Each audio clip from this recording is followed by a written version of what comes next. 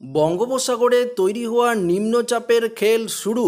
আজ রাত থেকেই একটানা বৃষ্টিতে ভাসবে গোটা দক্ষিণবঙ্গ। ইতিমধ্যেই আলিপুর আবহাওয়া দপ্তরের তরফ থেকে অফিসিয়ালিভাবে আপডেট দেওয়া হয়েছে। বন্ধুরা, উত্তরবঙ্গের পর এবার দক্ষিণবঙ্গের সর্বত্র ঢুকে গেল বর্ষা।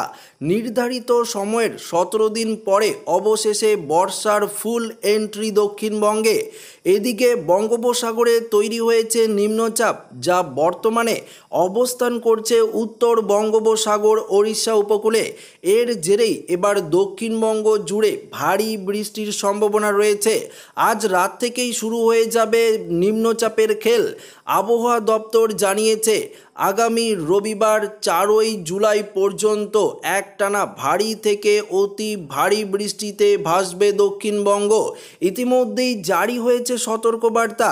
আলিপুর আবহাওয়া দপ্তর জানিয়েছে আজ বৃষ্টির সম্ভাবনা রয়েছে কলকাতা, হাওড়া, হুগলি, উত্তর 24 পরগনা, দক্ষিণ 24 পরগনা, পূর্ব মেদিনীপুর, পশ্চিম মেদিনীপুর, ঝাড়গ্রাম, পুরুলিয়া, বাঁকুড়ায় বৃষ্টিতে ভিজবে পূর্ব বর্ধমান, পশ্চিম বর্ধমান, বীরভূম, মুর্শিদাবাদ এবং নদিয়াও।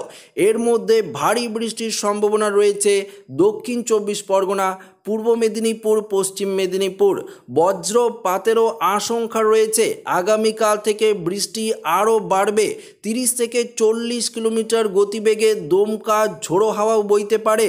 তবে আগামীকাল নদিয়া, মুর্শিদাবাদ, উত্তর এবং দক্ষিণ 24 পরগনা জেলায় ভারী বৃষ্টির সতর্কবার্তা জারি করা হয়েছে।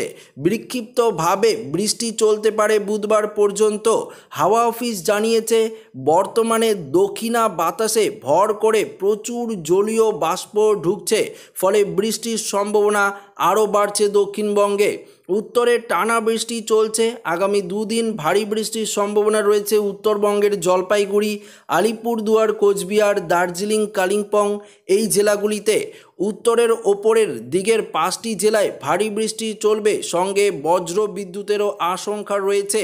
পাশাপাশি উত্তর দিনাজপুর, মালদা, দক্ষিণ দিনাজপুরেও কিছুটা বজ্র বিদ্যুৎ সহ বৃষ্টির সম্ভাবনা রয়েছে। তো বন্ধুরা, আপনারা দেখতেই পারলেন অবশেষে বর্ষা পুরোপুরিভাবে দক্ষিণবঙ্গে প্রবেশ করেছে।